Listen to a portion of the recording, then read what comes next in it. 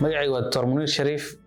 waxaan ahay agaasimaha isbitaalka Muniir sidoo kale waxaan ahay dhakhtarka maqaarka timaha iyo cidiyaha muddo ayaan ka mid ahaa macaamiisha Tabarak ICT gaar ahaan adeega Daryeel Clinic Software ka hor isticmaalka Daryeel Clinic Software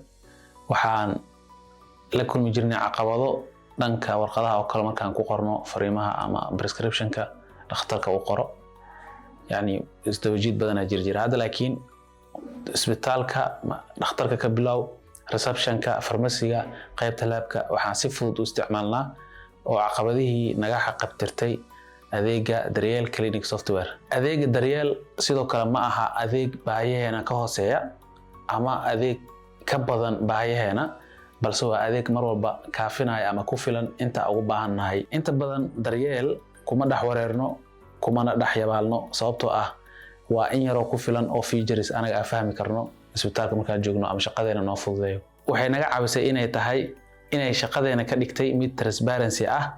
oo wax walba si clear loo arki karo dhanka finance-ga dhanka shaqada dhinac walba qaybaha kala duwan isbitaalka marka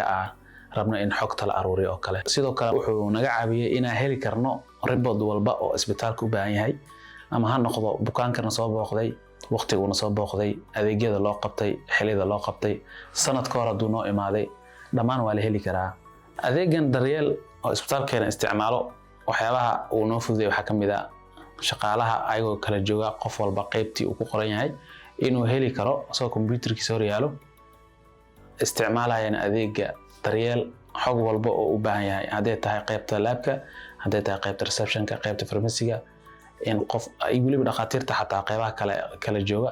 qof walba inuu sidiisii asoo xafiiskiisa dhex joogo isticmaali karo adeega Daryeel teamka Tabarak ICT runtii si wanaagsan ay ila shaqeeyaan iyaguna xaliyaan ciladaha markaas soo gudboonaada customer care kooda aad u helay oo mahadcelinahay